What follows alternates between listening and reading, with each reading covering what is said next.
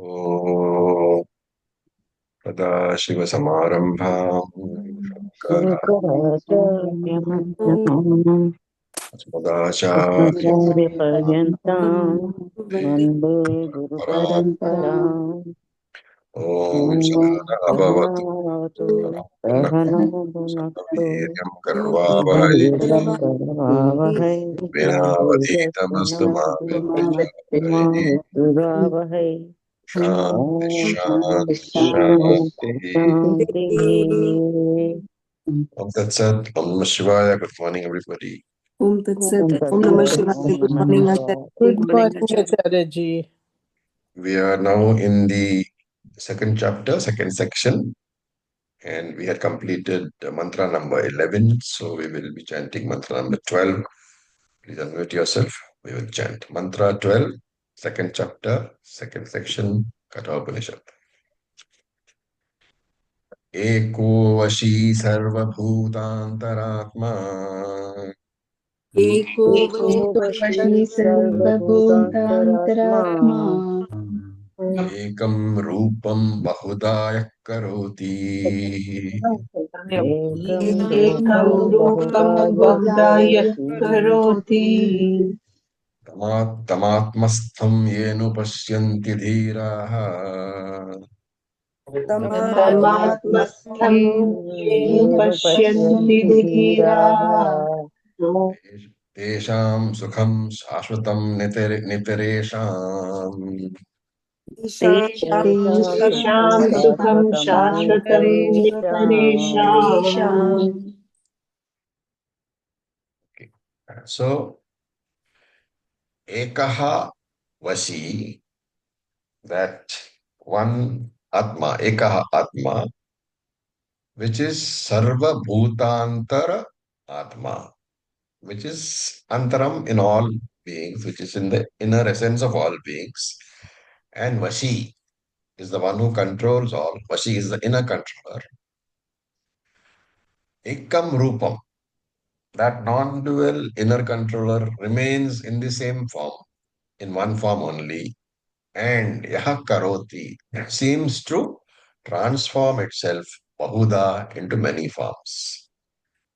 Dhiraha, the discriminated person, Ye Anupashyanti, who see this tam, that Atma, Atmastham dwelling in the body.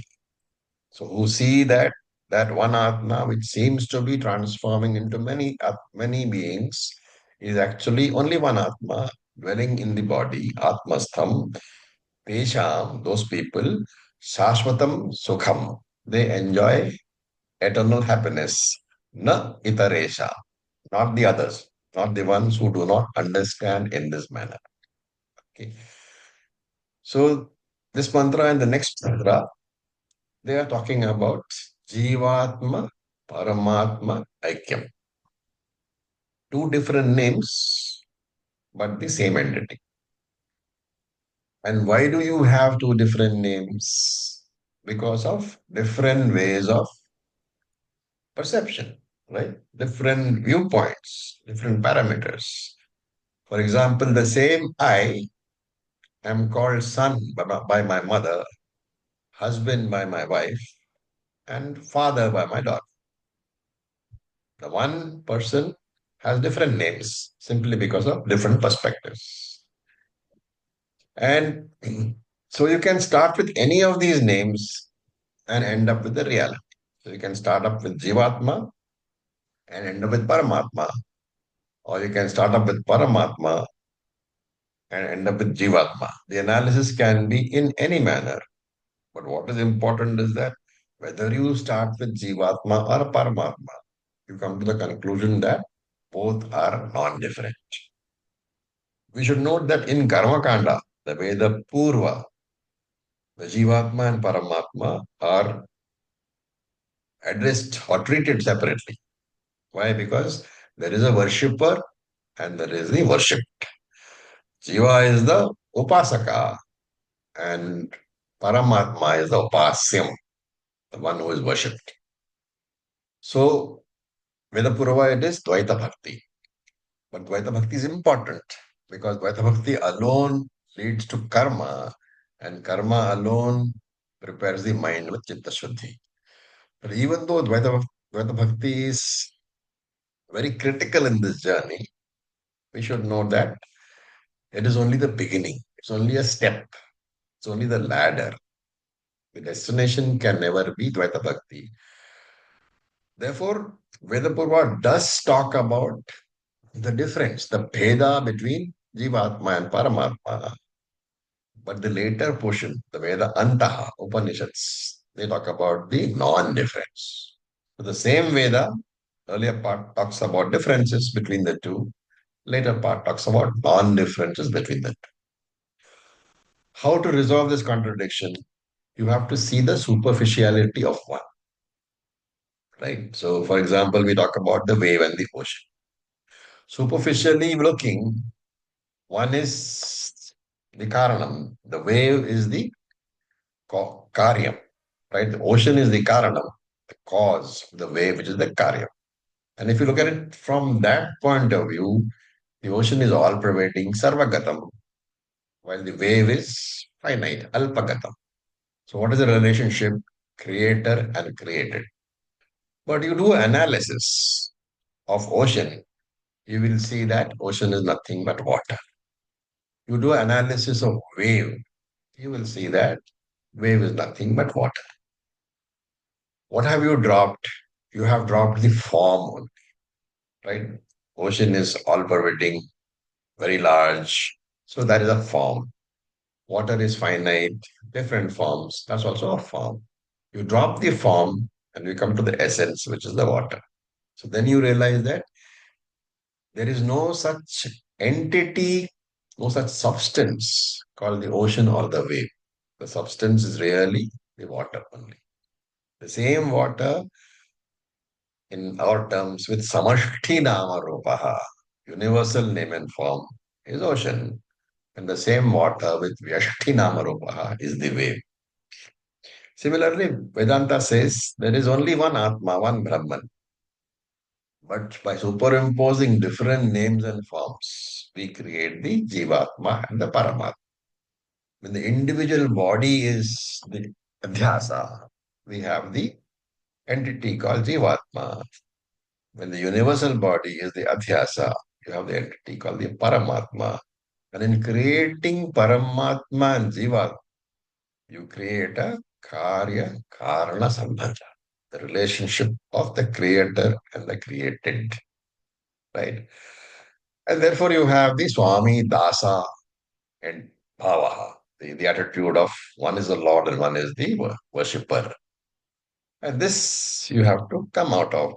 Vaita Bhakti does prepare you, does prepare you in this manner by using this Dvaita Bhakti, by using the worshipper, worship duality, it gives you Chitta Shuddhi. What is the use of Dvaita Bhakti? It gives you Chitta Shuddhi. But Chitta Shuddhi by itself is not the end. And therefore, Dvaita Bhakti cannot give you moksha by itself. Using the Chitta Shuddhi generated by Dvaita Bhakti, you have to come to Jnanam and then you can come to moksha. So if you look at the first line of this sloka, what does it describe? Ekaha sarvabhutantaratma, that one non-dual atma, which is the inner self of all beings.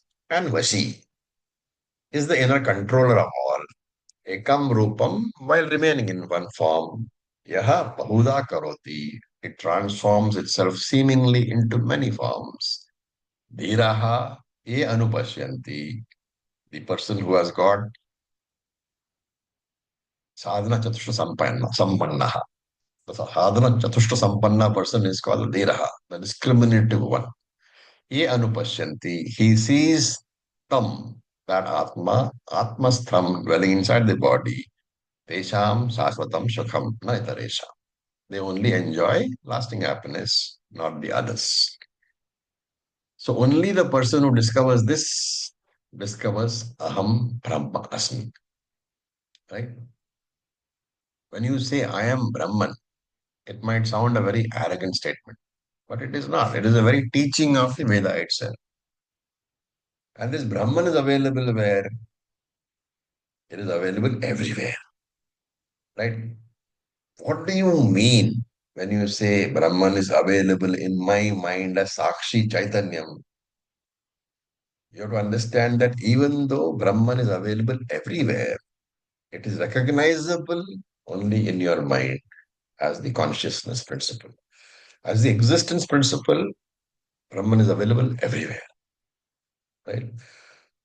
But if you want to recognize the consciousness principle, the consciousness aspect of Brahman, that is available only in your own mind. And because that Brahman, which you are, is available in your own mind as Sakshi Chaitanyam, you are the Sakshi. And you have to claim yourself as Paramatma, as Brahman itself. That claiming alone will get the highest Ananda. Therefore, claiming the Atma as yourself, that is called Ananda Prapti. Now, this understanding of Brahman, we have seen in the past, is in three different stages. One is in the very beginning, right? How did we start the Bhagavad Gita? We introduced the idea that Ishvara creates Jagat, right? When Ishvara creates Jagat, Brahman is the Nimitta Karana. He is the creator, and this is the dualistic view, right? The Dvaita view, that there is a creator and there is a created universe. That is the Dvaita view. Then later on, we introduce the Vishishta Advaita view. What is that? Brahman becomes the universe. Brahman doesn't create the universe. Brahman becomes the universe. This Brahman becoming the universe is actually the view of Vishishta Advaita Darshana. But we accept it as an intermediate step. And when Brahman becomes the universe, what is Brahman? What kind of Karanam? विवर्त उपादान कारणम It is not Vivarta Parinam. Upadana Karanam. It is Parinami Upadana Karanam. Because there is a Parinam, there is a change. Brahman is becoming the universe. Right? This is very important to understand. When you say Brahman creates Jagat, it is Nimitta Karanam. It is the view of the Dvaita philosopher, Dvaita Darshanam. When later on, after staying with the teaching for some time, 2 years, 3 years, 4 years, then we say, okay, Brahman never really created Jagat, but Brahman becomes Jagat. So Brahman is taken as evolving into the universe, changing into the universe, and that is why Parinami Upadana Karanam. Remember, as far as darshanas are concerned, this is the Vishishta Advaita view. And then, but remember that when you're talking about the Nimitta Karanam part and the Parinami Upadana Karanam part, it is not an independent Brahman we are talking about. It is a Maya Sahita Brahman. Right. As far as the creation of the universe is concerned, Maya cannot be separated from Brahman. Brahman is independent only when we talk about existence, consciousness, and bliss. Sat Chit Ananda aspect, Brahman is independent. Okay. Otherwise, when you're talking about creation, it's always Maya Sahita Brahman. Pure Brahman, whenever we discuss, it's only the so-called attributes, existence, consciousness, ananda. But remember, those descriptions are from Vyavaharika point of view. From the Paramarthika point of view, you cannot give any descriptor to Brahman. You simply say Brahman is or I am is more correct. So that is the first two stages. What is the third stage? Brahman appears as the universe. And this is Advaita view. This is the Vivarta Upadana Karana. Therefore, remember that for a Karanam to be classified as Vivarta Upadanam, What is the primary condition?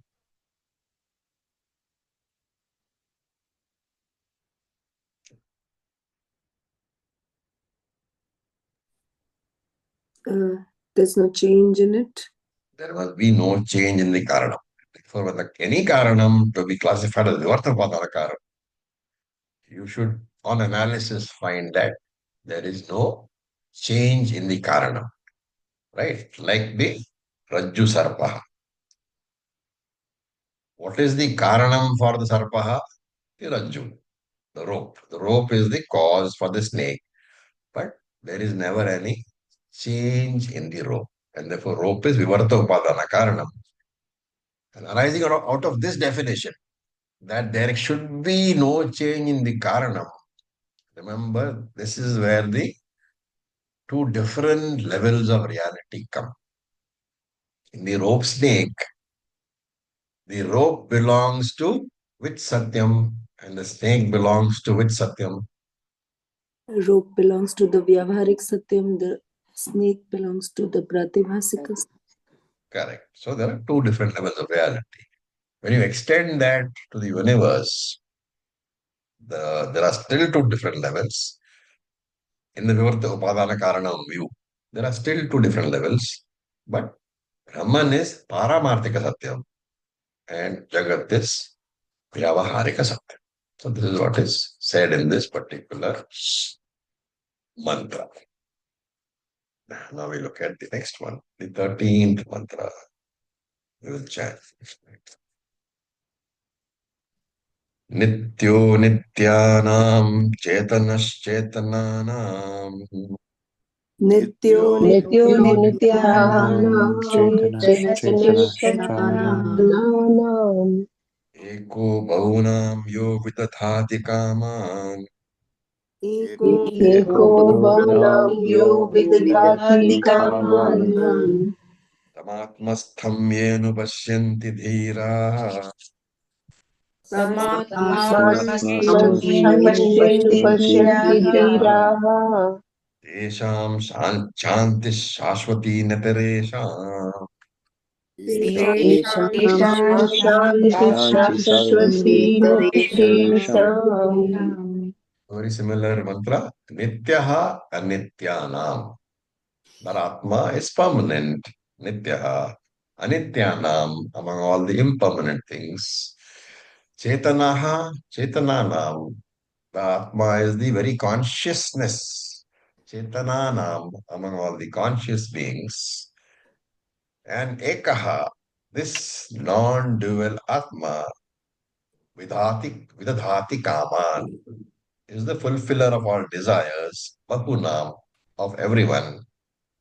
And Dhiraha ye anupashyanti, that sadhana chatushtaya sampanna adhikari who sees this, anupashyanti. Anupashyanti, remember pashyanti means to see, and when you have used the word anu means literally following. So anupashyanti you have to understand as in accordance with the teachings of the Shastra. So that one who sees this Atma in accordance with the teaching of Shastram, as tam Atmastham, that Atma dwelling in this body, Tesham Shashwati Shantihi. They enjoy lasting peace. Na itaresham, not the others.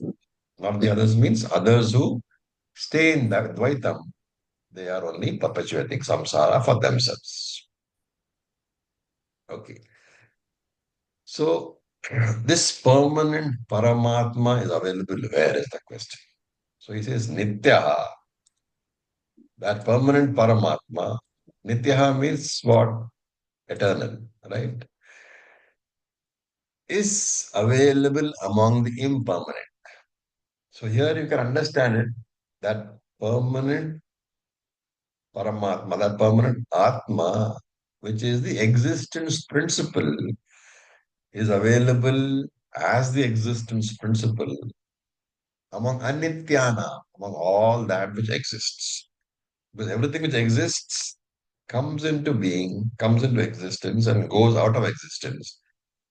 So if a flower is born and it dies, if a jiva is born and it dies, if a mountain is born and then it's destroyed, all these are impermanent existences, impermanent objects which came into existence and went out of existence. But this Atma is available how? As the very existence principle in all these. So this is a rose, that is a car, this is a fridge, that is a light. Among all this, the is part, this is, that is the existence part. Whichever object you talk about, it comes and goes.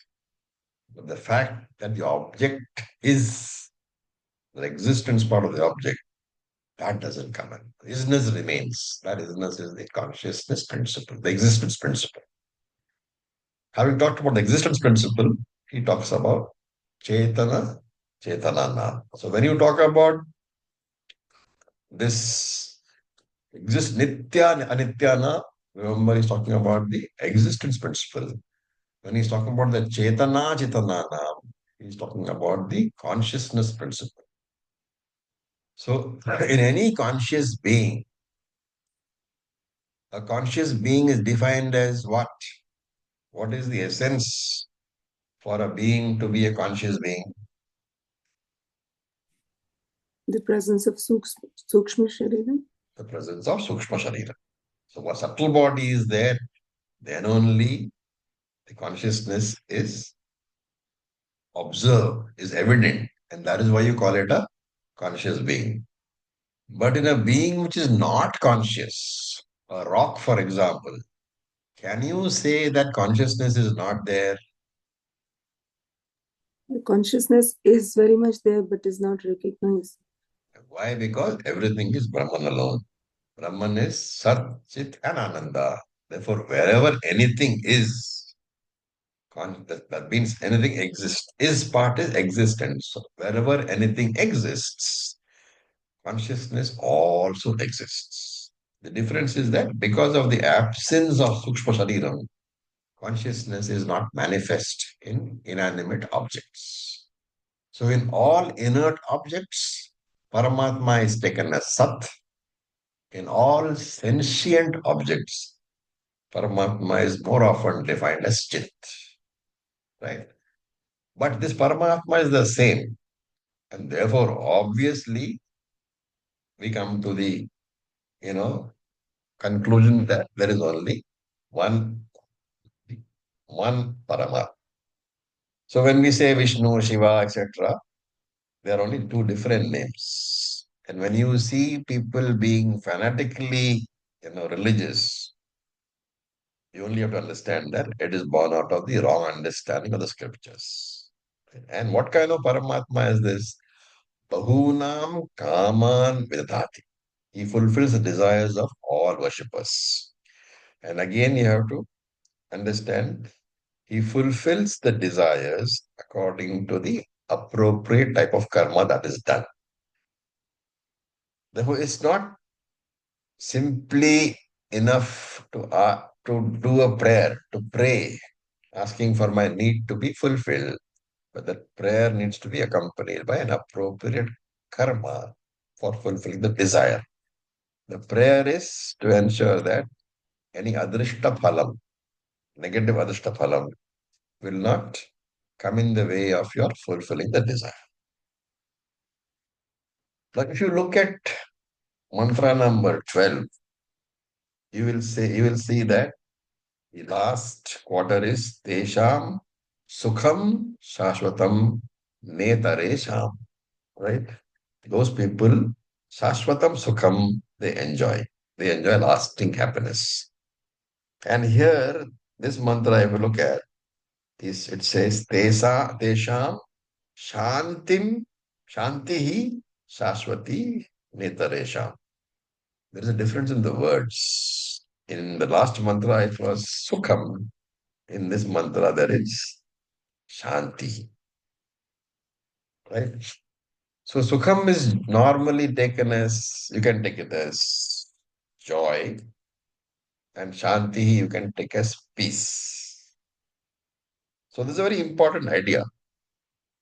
Why does Shastram talk about Sukham and Shanti? Not only here, at several places, Shastram talks about Sukham and Shanti. So there is the need for Sukham as well as the need, both are glorified as well as the need for Shanti.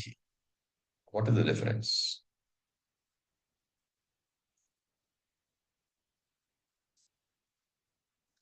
Anybody wants to have a shot?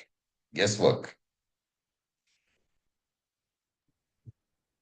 Is it because, Acharya, these are the two basic needs which everybody seeks? I am not disputing. I am saying what is the difference between Sukham and Shanti? Acharya, Sukham is physical comforts and Shanti is mental peace. I'm all very close, but you've not come to the exact division. Can we use Vishayananda and Atmananda? Is can that be the difference? Joy from a Vishya and Shanti would be. Okay, then I put it this way. Shankaracharya says that Sukham is Sukha Prapti, while Shanti is Dukkha Nivritti. That's the difference. One Okay, is a positive thing, negative. that is attaining, getting some joy out of something. Well, Vishayananda, I can say. The other is Dukkha Nivritti, freedom from pain.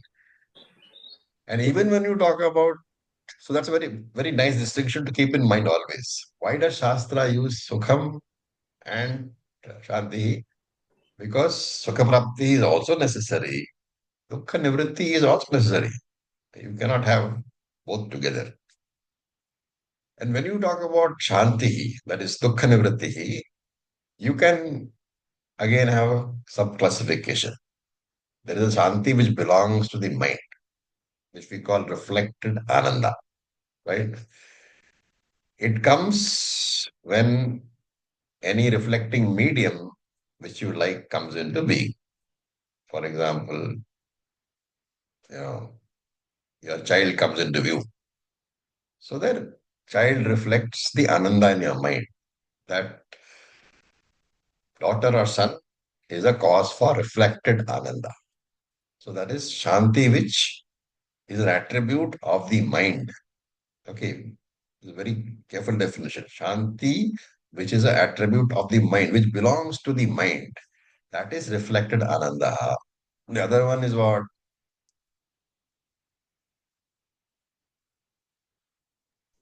Original.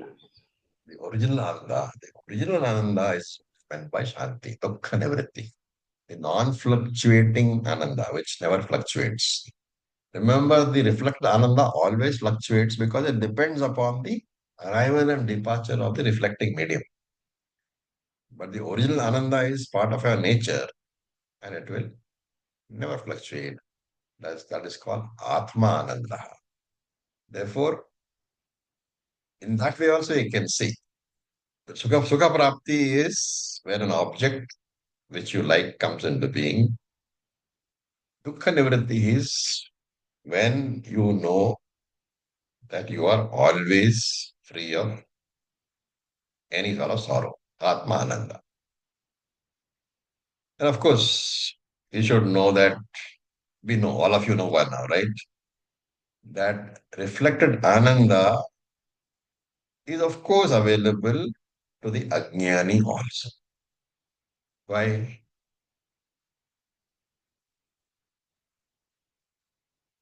And that is the temporary one which comes and goes. So, How do we know it is available to Ajnani? Reflected medium is there in their case also. Agnani or Jnani doesn't matter. What is the pramanam for the statement that reflected Ananda is available as a, to Ajnani? Pratyaksha. Pratyaksha pramanam. Right? It is available to everybody. Prasiddha, Loka Prasiddha it is. Everybody knows that occasionally you are happy. So reflected Ananda is always available to the, I mean, is available to the Ajnani as well as the Jnani.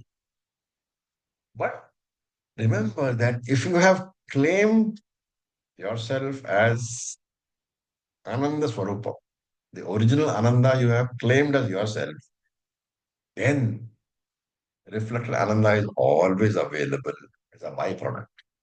The Jnani who knows that he is the Ananda Swarupa, for him also, any object which he likes when it comes into his presence, reflected Ananda is also there. Right? So there is the example that SPG uses. When you want to put lipstick and your mirror is, and it is not daytime, okay? So you use a torch. Where will you shine the torch? Into the mirror or onto your face? Mirror. Face. On the Face. face. What is the logic? When the original face is lighted up as a byproduct, the face in the mirror also lights up. And therefore, here the idea is being pointed out is that don't work for peace of mind. Don't work for manashantihi. Work for atmashantihi. When you get atmashantihi, manashantihi will come as a byproduct. Don't spend too much time on trying to create manashanti. Work for atmashanti. Very, very subtle idea, which most of us don't follow. Okay. Now we look at mantra number 14. We will chant.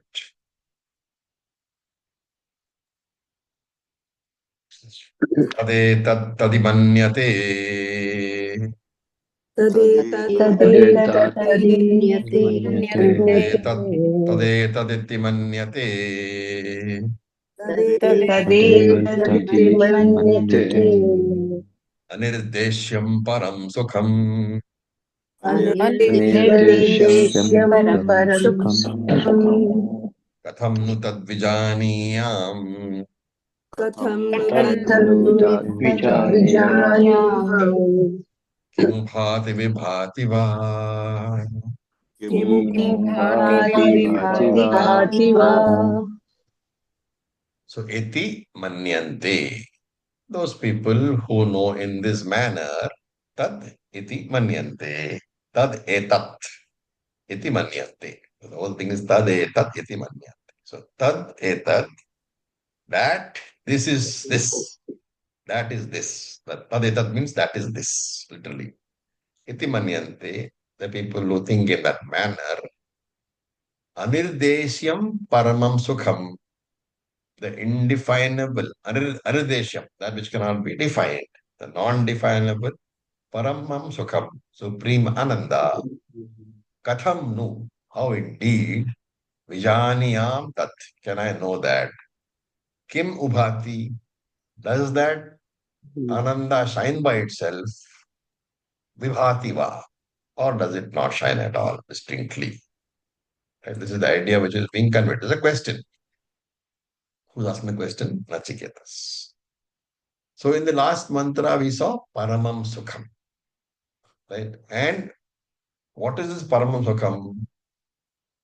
The mantra said that this Ajnani discovers that Paramam Sukham as available within himself, as himself alone. He discovers that I am Sat, Chit, and Ananda. So I am Ananda, he discovers.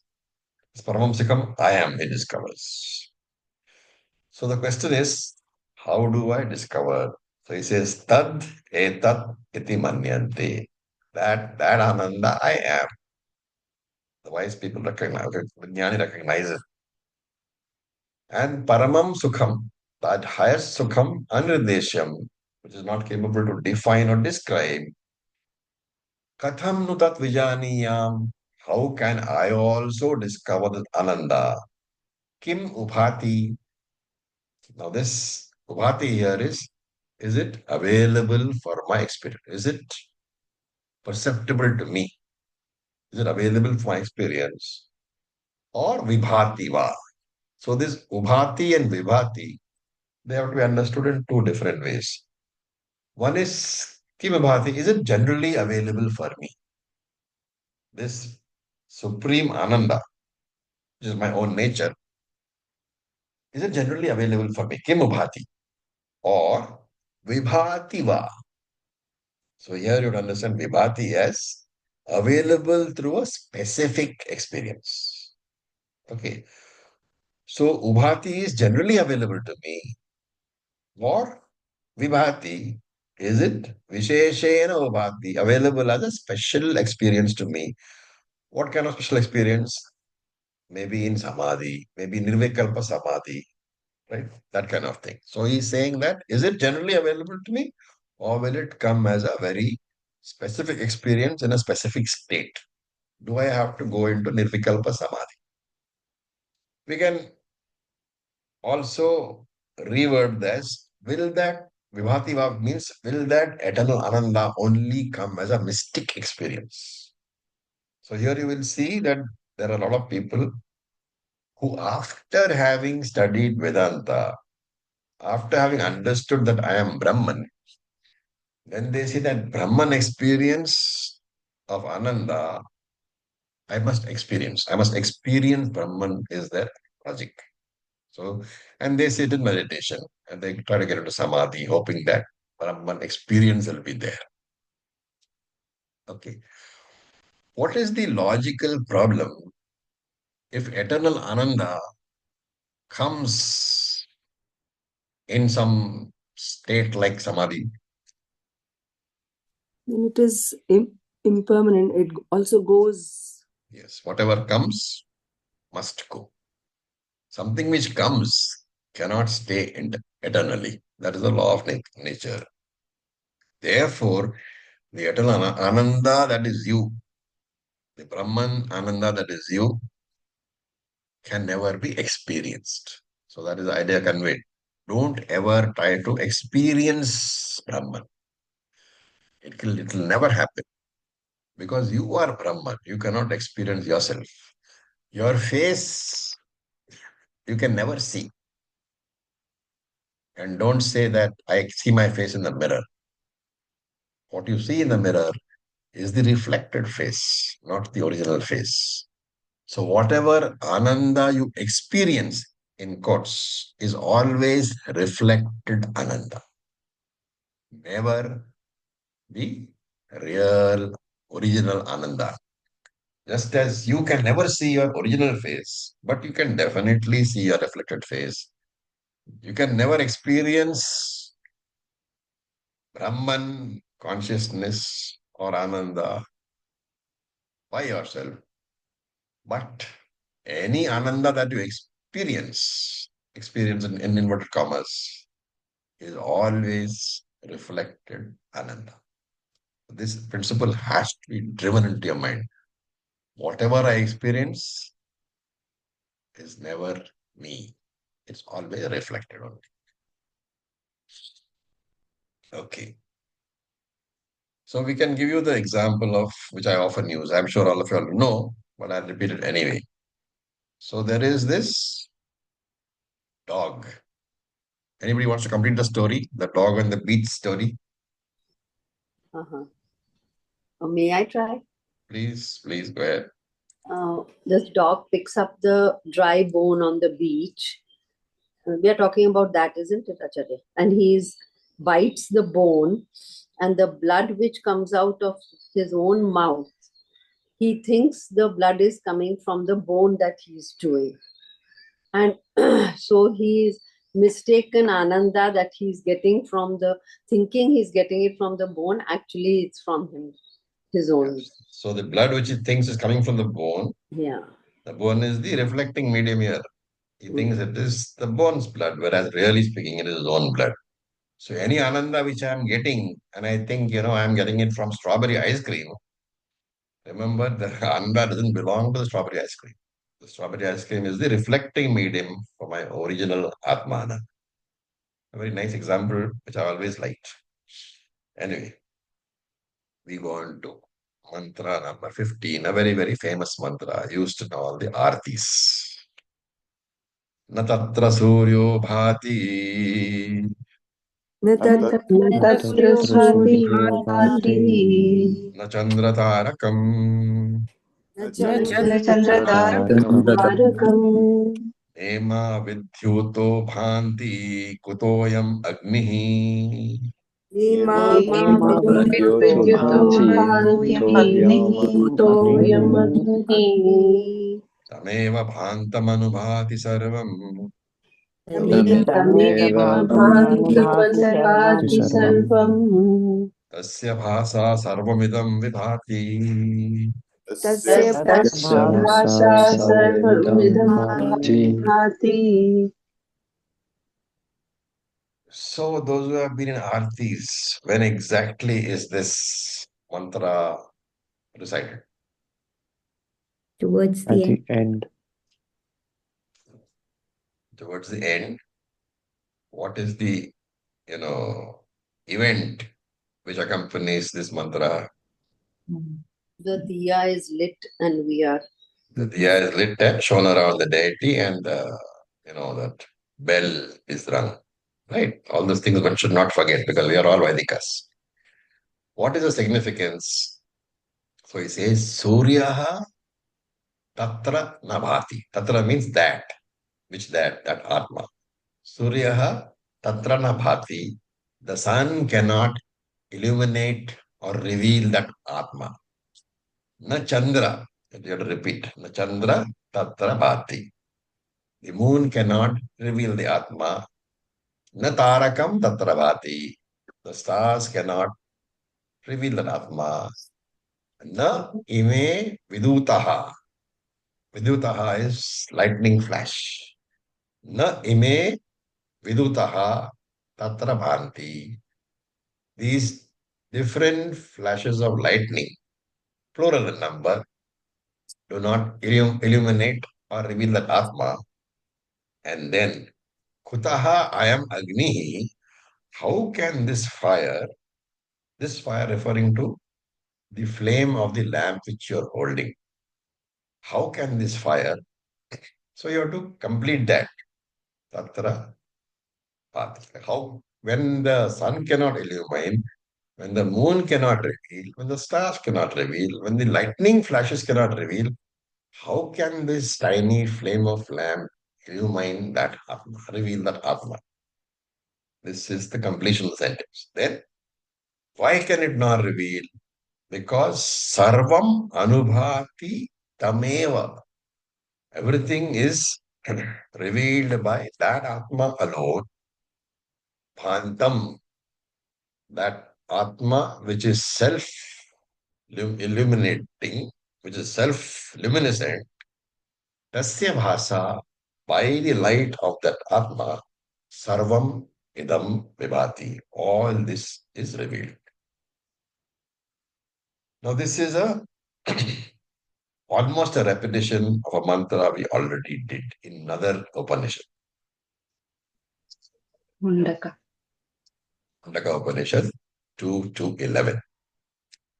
And it can be, at this stage, you recall the five points about Atma, about myself actually. When I say Atma, I mean me, because Atma is I. Remember that Sanskrit grammar Atma means I. Right? It's not a different. When you say I, you don't mean anything else. Unfortunately, the usage is such that we say Atma Aya, Atma Gaya, as if somebody is something different from you. We have forgotten the original idea that Atma means I only. Right? So this Atma, I'll repeat the five points which we have done hundreds of times. But anyway, I've never, you know, I'm always repeating it. So I, the Atma, am the only source of permanent peace, security, and happiness. Atma is the only piece of permanent peace, security, and happiness. And when I say Atma, I mean I. So I am the only source of permanent peace, security, and happiness. By my mere presence, I give consciousness to the body and the mind. Second point.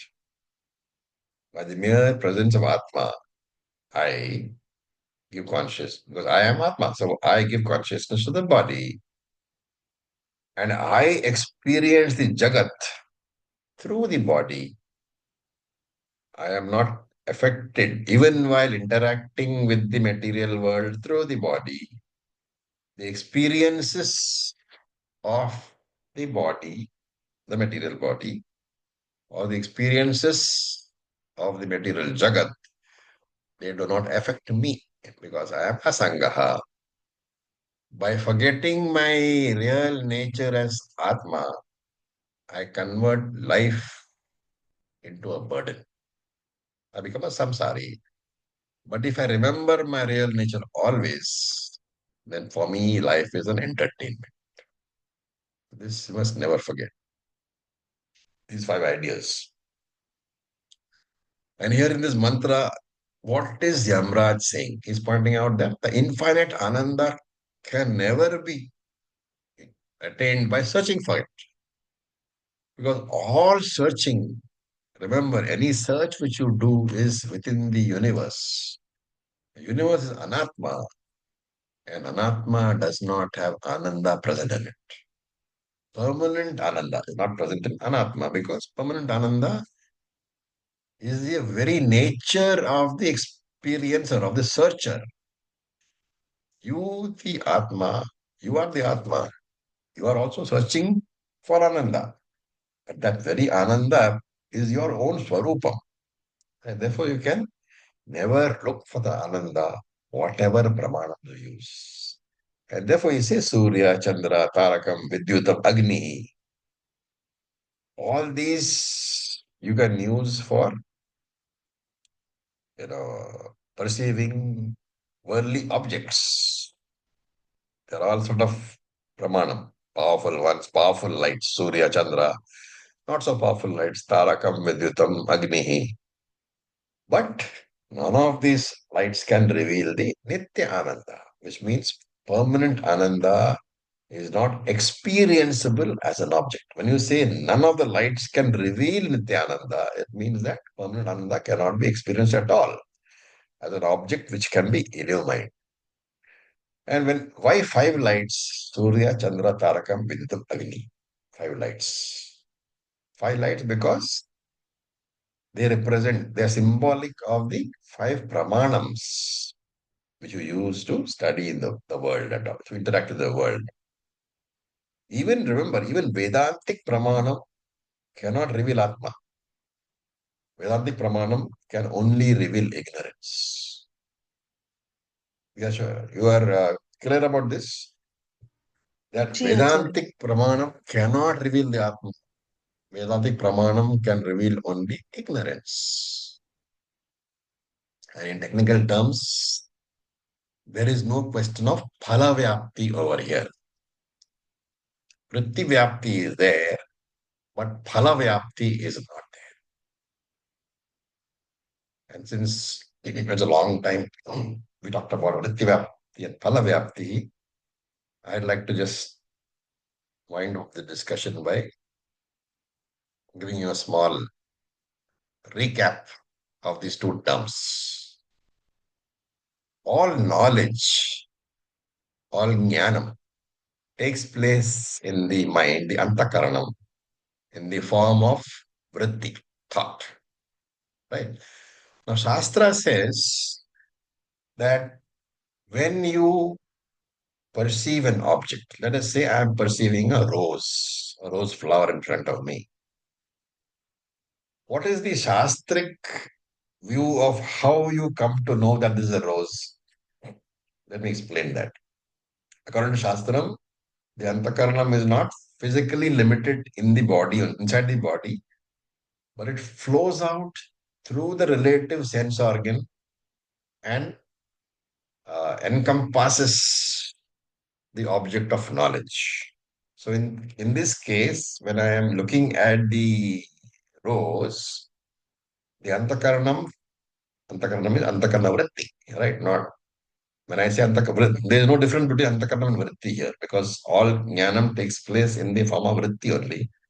So the antakarana vritti flows out of my eyes and pervades or encompasses the object, the rose.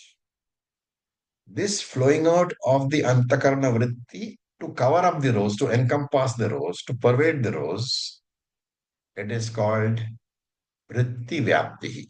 Vyapti literally meaning covering, right? Encompassing. So the pervasion of the rose by my antakarna vritti is called vritti vyapti.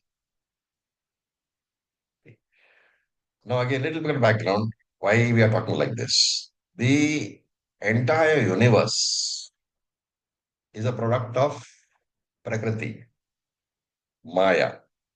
Maya has two intrinsic capacities. What are they? Shaktis, Avarna and Vikshepa. Avarna and Vikshepa. Therefore, any product in the universe being a product of Maya has the true intrinsic capacities. Maya has Avarna capacity, the capacity to conceal the truth, and Vikshepa capacity, the capacity to project another seeming reality onto the concealed truth. You can think of the rope's the example. Because of the ajnanam, the rope is concealed, that is avaranam. Onto the concealed rope, the concealed rope, a snake is projected. That is vikshepa.